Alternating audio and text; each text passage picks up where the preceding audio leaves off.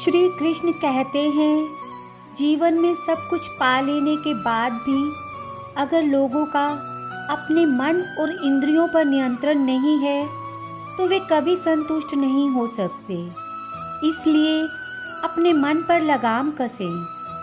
जिस व्यक्ति ने अपने मन पर काबू पा लिया है वे मन में पैदा होने वाली बेकार की चिंताओं और इच्छाओं से भी दूर रहता है।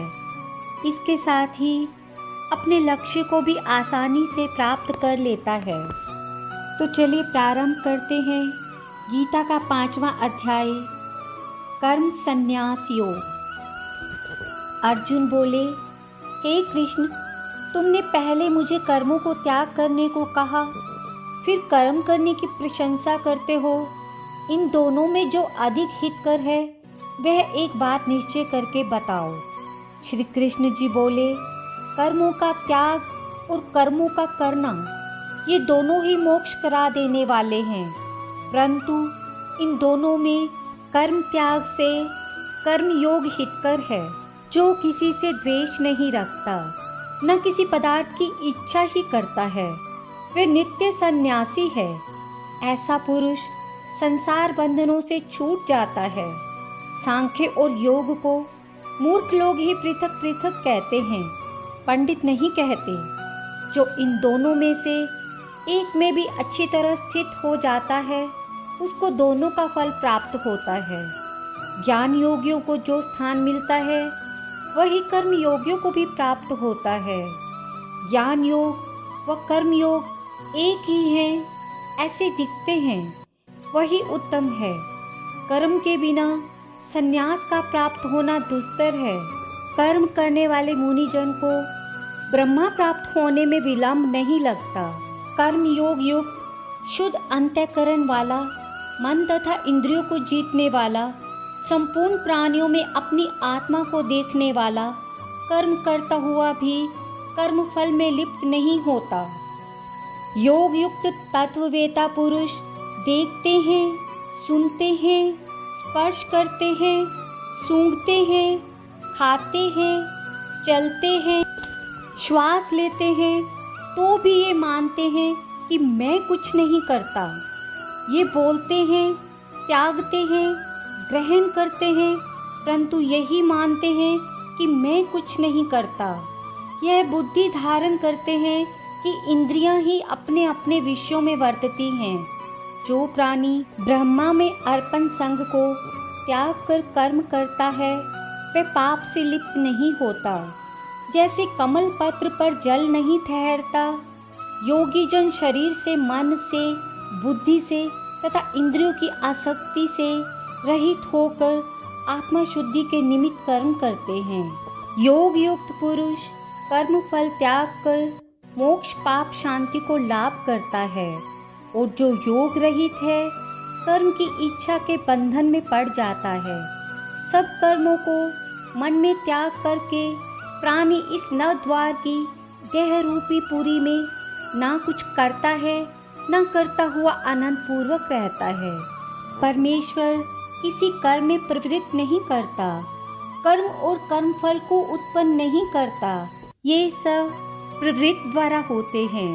परमेश्वर किसी के पुण्य तथा पाप को नहीं लेता। ज्ञान जो अज्ञान से आच्छादित है उससे जीव मोह को प्राप्त हो जाता है, परंतु आत्मज्ञान द्वारा जिनका अज्ञान नष्ट हो गया है उनका वह आत्मज्ञान परमेश्वर के रूप को ऐसा भाषित करता है जिस प्रकार सूर्य संपूर्ण संसार को प्रकाशित कर देता है। उसी परमात्मा में उसकी बुद्धि स्थिर है, उसी में मन लगाते हैं, उसी में निष्ठा रखते हैं, और जो सदा उसी के ध्यान में लगे हैं, दान द्वारा जिनके सब पाप नष्ट हो गए हैं, वे इस संसार में नहीं जन्मते। विद्या और विनय से संपन्न ब्राह्मण में, गाय में, कुत्ते में और चांडाल में पंडित जन की दृष्टि समान रहती है। जिनके मन में इस तरह की समानता उत्पन्न हो गई हो, उन्होंने इस लोक में जन्म मरण रूप संसार को जीत लिया है, क्योंकि ब्रह्मा निर्दोष और सर्वत्र समान है, इसलिए वे ब्रह्मा को प्राप्त होते हैं। जो प्रिय पदार्थ को पाकर प्रसन्न और अप्रिय को पाकर खिन्न नहीं होते, ऐसे स्थिर बुद्धि वाले मोह रहित ब्रह्मवेत्ता को ब्रह्म स्थिर जानो। बाहरी पदार्थों में जो चित्त आसक्त नहीं होने देता, वहाँ आत्म सुख का अनुभव करता है और ब्रह्मा में अंतःकरण को मिलाकर अक्षय सुख प्राप्त करता है। इंद्रियों के स्पर्श से जो भोग देते हैं वे वस्तुतः दुखदायी होते हैं। उनका आदि भी है और अंत भी है। हे कौन्ते, ज्ञानी लोग ऐसे भोगों में रत नहीं होते। शरीर छूटने के पहले जो मनुष्य काम और क्रोध के वेग को सहन करने में समर्थ होता है, वही योगी और सच्चा सुखी है।